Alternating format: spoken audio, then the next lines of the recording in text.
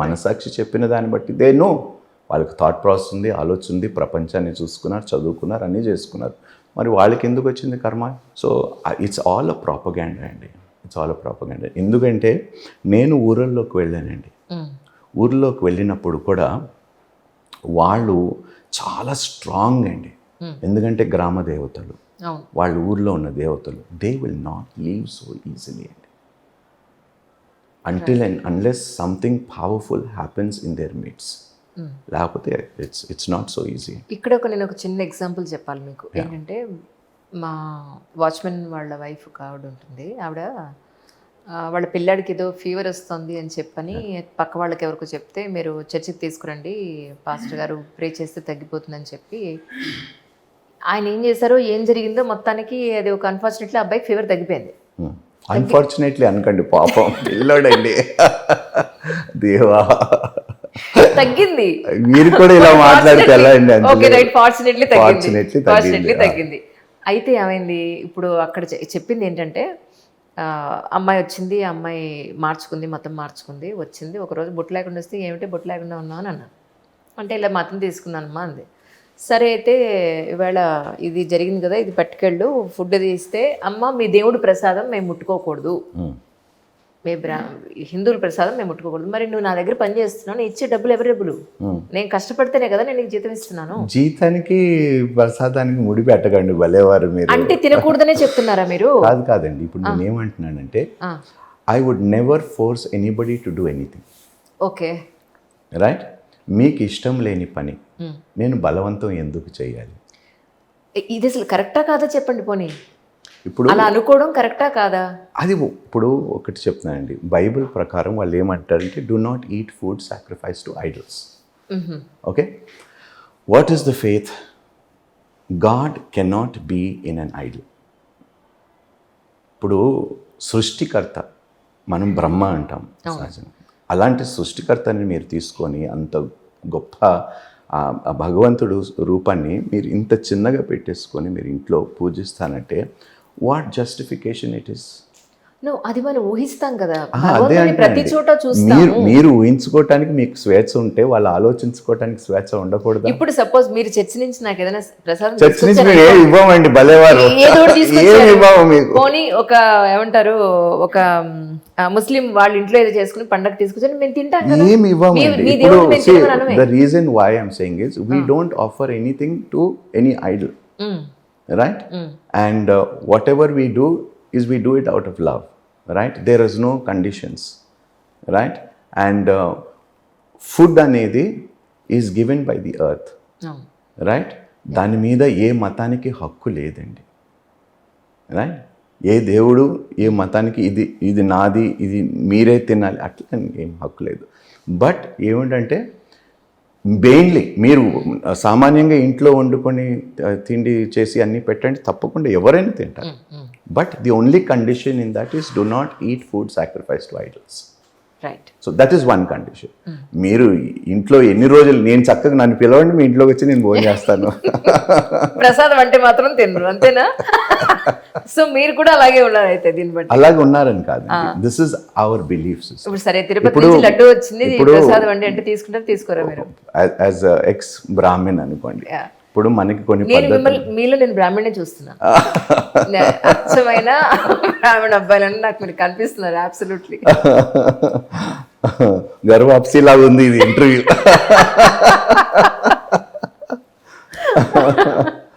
లేదండి, అంటే ప్రతి మతానికి కొన్ని ఆచారాలు, కొన్ని పద్ధతులు ఉన్నాయి. Let us respect everybody, let us respect. ఇప్పుడు వాళ్ళ ట్రెడిషన్స్ వాళ్ళవి, మీ ట్రెడిషన్స్ మీది, మా ట్రెడిషన్స్ మావి, రైట్? సో ఎందుకు వేళ్ళెత్తి దాన్నే గుచ్చి గుచ్చి గుచ్చి గుచ్చి ఎందుకు? ఇప్పుడు ఇట్స్ ఆల్ ప్రాపగేషన్ అనిపిస్తుంది కొన్నిసార్లు. అంటే నా ఉద్దేశం ఒకటే సార్, ఇప్పుడు ఏదో ఒక శక్తి ఉంది అనేది నిజం. అది మహమ్మద్ ప్రవక్త కావచ్చు, లేకపోతే హిందూయిజం కావచ్చు, ఇంకోటి కావచ్చు, ఎవరి ఇష్టం వాళ్ళది. అదే అంటున్నాను, ఎవరి ఇష్టం వాళ్ళదని మీరే అంటున్నారు, మళ్ళీ ఇప్పుడు అబ్జెక్ట్ చేస్తున్నారు. ఏంటంటే అది రూపాలు వేరంతే. ఇప్పుడు నేను ఒక రాయిలో చూస్తే, మీరు ఒక సిలువలో చూస్తారేమో. సిలువలో దేవుణ్ణి మేము ఎన్నడూ చూడమండి, బాగోయ్ మీకు దండం పెడతా. మరి ఎక్కడ చూస్తారు అంజలి గారు? సిలువ దేనికి సాదృశ్యం అంటే త్యాగానికి సాదృశ్యం. సరే, మీరు ఎందులో దైవత్వం చూస్తారు? ఎందులోని చూడమండి దైవత్వం. దేవుడు ఆత్మస్వరూపి కాబట్టి we have to experience that అండి. ఫస్ట్ కమాండ్మెంట్ బైబిల్లో, మరి మీరు చదివారో లేదో తెలియదు, 10 ఆజ్ఞలు ఉంటాయండి. That is the moral standard, right? అది జ్యూస్కి కావచ్చు, క్రిస్టియన్స్ కావచ్చు, అది ఇస్లాం రిలీజియన్లోనే కావచ్చు, రైట్? దీస్ మోనోథిజం రిలీజియన్స్ ఏవైతే ఉన్నాయో అందులోని ప్రాముఖ్యం ఏంటంటే do not worship the creation but worship the creator. Right. So that is the standard moral standard అనమాట. సో అందుకనే you shall have no graven images, ఎలాంటి శిల్పాలు కూడా, ఎలాంటి విగ్రహాలు కూడా ఉండకూడదు. ఎందుకంటే దేవుణ్ణి చూసినది ఎవరు లేరు కాబట్టి. సో ఆయనకి ఒక రూపం ఇచ్చేసి ఆయన్ని పెట్టేసి మనకి ఇష్టం వచ్చినట్టుగా చేయకూడదు అనేది బైబిల్ చెప్తుంది. సో దాన్ని మేము చాలా స్ట్రిక్ట్గా ఫాలో అవుతాం. రైట్? బికాజ్ నేను భగవంతుడిని చూడలేదు, మీరు భగవంతుడిని చూడలేదు. ఎవరో శిల్పీలు చెక్కినదే మీరు చూస్తున్నది, దాన్ని మీరు పూజిస్తున్నారు. నేను కూడా చూడలేదు. రైట్? యేసుక్రీస్తు నేను చూడలేదు. యేసుక్రీస్తు ఇలా ఉంటాడని ఎవరైనా ఫోటో చెప్పినా వాడికి దండం పెడతా. Right? I don't believe in that అండి. ఇప్పుడు ముస్లిం సోదరులు వాళ్ళ పండగలు అయినప్పుడు ఖీర్ అని అవన్నీ ఇవన్నీ అన్నీ తింటామండి. తింటారా మరి? అప్పుడు ప్రసాదం కాదా అది? కాదండి, they don't offer it to idols కదండి. అచ్చా. సో అక్కడ పట్టుకున్నారు అనమాట మీరు. Any food that is not, ఇప్పుడు మీ ఇంట్లో పుట్టినరోజులు చేసుకోండి, పెళ్ళిళ్ళు చేసుకోండి, ఏమైనా చేసుకోండి, తప్పకుండా వచ్చి తింటాం, కాదనటం లేదు. Right right right. సరే, మీరు భలే ఉన్నారండి. Why don't you respect something we respect అండి? అయ్యో, ఇస్తాను, డెఫినెట్గా ఇస్తాను. మీరు కాదని అన్నప్పుడు నేను ఇంకేం చేస్తా, బలవంతంగా వచ్చి తినిపించలేను కదా నేను. అబ్బా చూసారా, బలవంతంగా తినిపించలేంది బలవంతంగా మతం మార్చేయచ్చు అంట. బా, అంత బాగా మాట్లాడతారు చూడండి మీరు. వాళ్ళ మానసిక ఆర్థిక పరిస్థితులు వాళ్ళు అలాగా అటు సైడ్ వెళ్ళేలాగా చేస్తాయేమో అనేది. ఏమండి, డబ్బుడికి అమ్ముడు పోయిన వాడు అసలు ఏ మతానికి చెందినవాడు కాడు. అయితే ఇప్పుడు హిందూ నుంచి లేదా అదర్ వేరే వేరే మతాల నుంచి క్రిస్టియన్లోకి వెళ్ళేవాడు ఏమీ డబ్బులు పెట్టలేదంటారా? ఎందుకు ఇస్తారండి? ఇచ్చినోడు గాడిద, తీసుకున్నోడు గాడిద. చాలా మీకు ఇచ్చినవాడు గాడిద, తీసుకున్నవాడు గాడిద. సరే, డన్. ముషీరాబాద్లోనే ఎందుకు చర్చ్ పెట్టడం జరిగిందంటే ఏం చెప్తారు? ముషీరాబాద్లో ఎందుకు పెట్టామంటే అండి, that was the area that God showed me. Is it? Yeah. So when I was asking, when I prayed, so then I was moving about our area lanta nenu chustunappudu, and this is the place that God said I will establish your ministry. So akkada prarambhinchanu. We started off with maybe 12 to 15 people. So today we have about 500-600 people who come, hear the message and they go. కానీ Musheerabad MLA గారితో కూడా మీకు మంచి. అవునండి, ఎందుకంటే ఇప్పుడే కాదండి, ఆయనకి నాకు సంబంధం 10 years బ్యాక్. నేను మూవీ ఇండస్ట్రీలో ఉన్నప్పుడు ఆయన కూడా ఒకప్పుడు ప్రొడ్యూసరే కదండి. అవును. సో ఆయన మీ దగ్గరికి వస్తుంటారు అప్పుడప్పుడు. ఎందుకు రారండి? ఆయనే స్వయంగా చెప్పింది కూడా. ప్రతిసారి వచ్చినప్పుడు నాకు మనసుకి చాలా శాంతిగా అనిపిస్తుంది ఇక్కడికి వచ్చినప్పుడు. He finds some presence there కదండి. ఇప్పుడు ఆయన చెప్పనవసరం లేదు, but when he comes, right? So మీది కూడా లవ్ మ్యారేజ్ అని చెప్పాను విన్నాను. అయ్యో కాదండి. కాదా? సినిమా ఇండస్ట్రీలోనే, అంతేగాని బయట మాత్రం అరేంజ్డ్ మ్యారేజే. shadi.com. కానీ తమిళీని చేసుకున్నట్టున్నారు. తమిళీనే చేసింది. అంతేనా? ఓకే. సో ఇంట్లో తమిళ్ మాట్లాడతారా? అయితే నేను నా భార్య తమిళ్ మాట్లాడతాను. 3 ఆడపిల్లలు. ఎస్. ఒకళ్ళు ఇద్దరు కాకుండా 3 ఎందుకు అనుకున్నారు? నేను దేవుణ్ణి 4 అడిగానండి. యాక్చువల్గా మీరు చాలా డిఫరెంట్గా ఉన్నారు ఈ విషయంలో. నేను పెళ్లి చేసుకున్న ఫస్ట్ రోజే నా భార్యతో మాట్లాడిందంటే నాకు పిల్లలు చాలా ఇష్టం అండి. Okay. And I want to have a big family. Right. ఎందుకు ఆలోచన వచ్చిందంటే I never had a family అండి. I never had a family. So అటు మా మదర్ ఫ్యామిలీ వాళ్ళతో కూడా we were not very close. అటు మా ఫాదర్ ఫ్యామిలీతో we almost literally grow up as orphans. So నాకు పెద్ద ఫ్యామిలీ కావాలి. రేపు నాకు పిల్లలు పుట్టి వాళ్ళు పెళ్ళి అయ్యి వాళ్ళకి పిల్లలు పుడితే నాకు ఇలా 30-40 మంది నా కళ్ళ ముందు నా కుటుంబము అని చెప్పుకోవటానికి. అందుకనే ఆ ఆశతో అడిగాను. And God heard my prayer. ఇంతకీ ఇప్పుడు ముగ్గురితో ఆపరేటేనా? ఏమో అండి తెలీదు. కాదు, అనిపించిందా ముగ్గురు ఆడపిల్లలు ఒక్క అబ్బాయి అంటే బాగుంది? లేదండి, అలాగే ఏం లేదండి. మనసులో లేదండి, ప్లీజ్ అలాంటిది ఏం లేదండి. Who ever God has given I'm grateful అండి. ఆరోగ్యంగా చక్కటి బిడ్డల్ని ఇచ్చారు, థ్యాంక్ యూ, అంతే. కానీ రాజశేఖర రెడ్డి గారితో మీరు అంత క్లోజ్గా మూవ్ అయ్యేవారు, రాజకీయాల్లో ప్రత్యక్ష రాజకీయాల్లోకి ఎందుకు రాలేకపోయారు? వచ్చాను కదండి, నేను కాంగ్రెస్ పార్టీలో. ఎక్కడ కొద్ది రోజులే, నేనది ఇప్పుడు ప్రెసెంట్ ఎందుకు రాలేదు? కొద్ది రోజులు ఏమిటండి, ఆయన చనిపోయిన తర్వాత కూడా నేను సంతాప సభలు బాబోయ్ ఎన్ని స్థలాలు చేశాను. పర్టికులర్గా ఆయన చనిపోయిన తర్వాత మళ్ళీ ఇంట్రెస్ట్ పోయిందండి నాకు. ఎందుకంటే అంత వైబ్రెంట్ లీడర్ని నేను మళ్ళీ చూస్తాను చూడను, ఐ రియలీ డోంట్ నో. అంటే ఆ రాజకీయానికే ఒక కళ తెచ్చారు రాజశేఖర్ రెడ్డి గారు. అంటే ఆయన దగ్గర అవ్వడానికి కారణం అంటే యాక్చువల్లీ అంత దగ్గర ఇట్ జస్ట్ కనెక్టెడ్ అండి. ఏ కారణం అనేది లేదు. నాకు ఫస్ట్ ఆరోగ్యశ్రీ అండి, రైట్. మా మదర్కి క్యాన్సర్తో చనిపోయినప్పుడు షీ సఫర్డ్ అలాట్ అండ్ ఫైనాన్షియల్గా కూడా we had many obstacles. My father died of a massive heart attack and we had no money with us. So అలాంటి సమయంలో నిజంగా డబ్బులు లేని వారికి ఉచితముగా ఏదో గవర్నమెంట్ హాస్పిటల్స్లో కాకుండా ప్రైవేట్ హాస్పిటల్స్లో ఉచిత వైద్య సేవ అనేది ఏ నాయకుడు, that is the only reason. నేను రాజశేఖర రెడ్డి గారిని కూడా నేను మిమ్మల్ని కలవటానికి కారణం అదొక్కటే సార్ అన్నాను, Aarogyasri. That is one of the best schemes. True. కానీ ఆయన కాలం చేసిన తర్వాత జగన్ గారితో మళ్ళీ మీరు తక్కువ అండి, చాలా తక్కువ.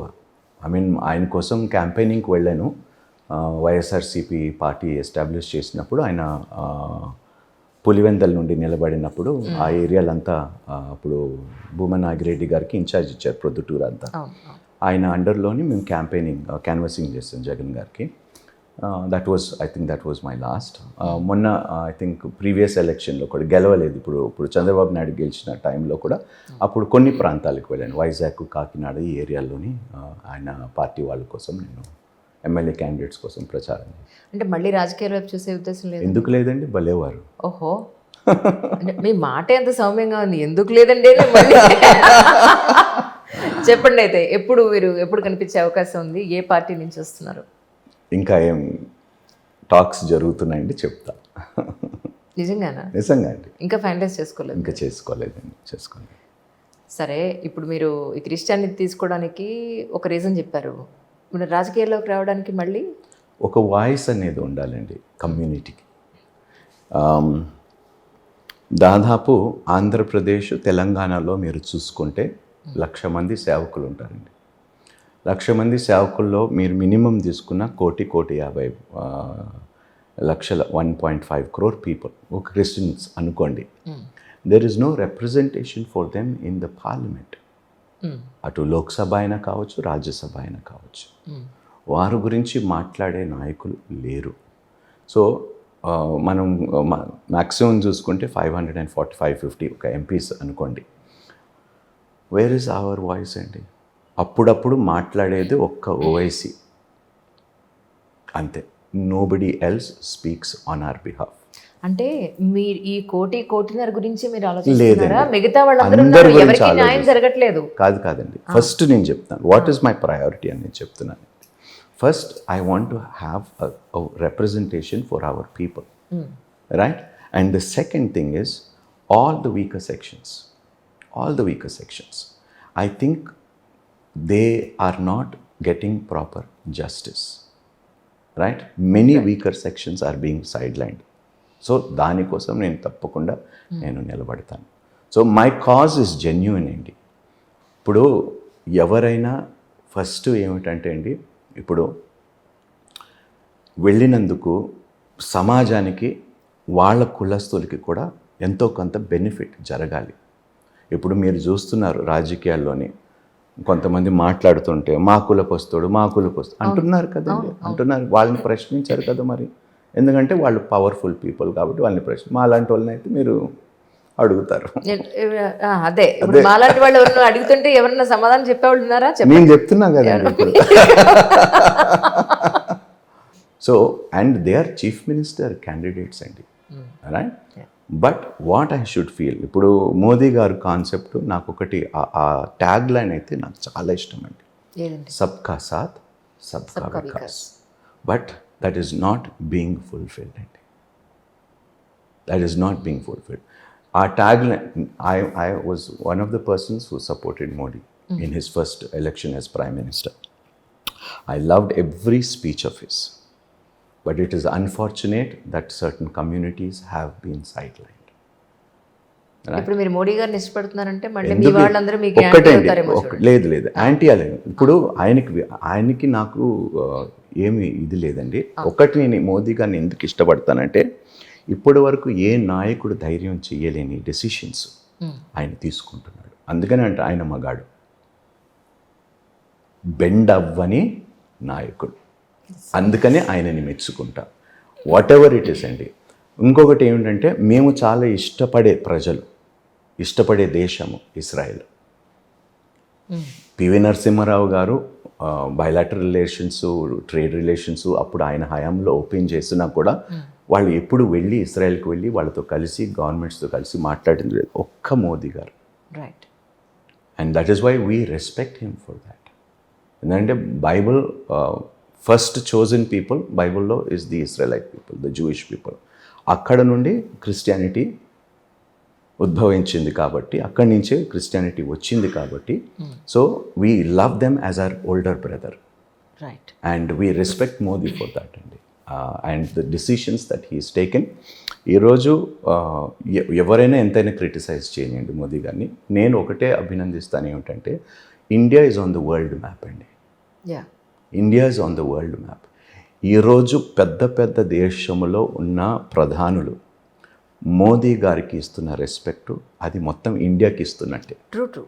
సో అందుకనే నేను ఆయన అభినందిస్తాను. బట్ ఎస్, ఆయన ఐడియాలజీస్ కొన్ని ఉన్నాయి, దాన్ని నేను వ్యతిరేకిస్తాను. Right right. కానీ ఈ మొన్న తమిళనాడులో ఒక సిమ్ గారు అబ్బాయి చేసిన సనాతన ధర్మం మీద వాక్యములు, దాని మీద అది ఆయన అభిప్రాయం అండి. దాన్ని మీరేమనుకున్నారు? ఆయన మాట్లాడారు. నాకేమిటి, I really have no idea what Sanatan Dharma is. So I really would not be, I'm not a scholar. ఎందుకంటే నేను దాదాపు 30-40 మంది మాట్లాడుతుంటే ఒక వర్గమేమో సనాతన ధర్మం ఉండకూడదు, ఒక వర్గం అంటే సనాతన ధర్మం, ఒక వర్గం అంటే సనాతన ధర్మం వల్లనే ఇన్ని డివిజన్స్ మన హిందూ దేశంలో వచ్చాయి. ఎవరు కరెక్ట్ అండి? రైట్. సో ఇంతమంది మాట్లాడుతూ నేను ఎవరిని నిజం చెప్తున్నారని నేను నిర్ధారించాలి? So I really don't know. అంటే what is the inner feeling అనేది, that's what I mean. I really don't know what సనాతన ధర్మ is. ఇప్పుడు వాళ్ళు ఏమంటారంటే it is an everlasting అంటారు, రైట్? ఎవర్ లాస్టింగ్, ఎప్పటికీ ఉండేది ధర్మం, ఎవర్ లాస్టింగ్ ధర్మం. So what is the actual, ఇప్పుడు ఎవరు ఏ విధంగా దీనిని, ఈ ధర్మాన్ని ఎవరు ఆలోచనలతో ఏ విధంగా దీన్ని ముందుకు తీసుకొచ్చారో, ఏవేవి ఎస్టాబ్లిష్ చేశారో ఐ రియలీ డోంట్ నో అండి. నేను పండితుడిని కాదు, నేను స్కాలర్ని కాదు. నాకు తెలియని విషయంలో నేను నోరు మూసుకోవటము నేను సమంజసం అనుకుంటానండి.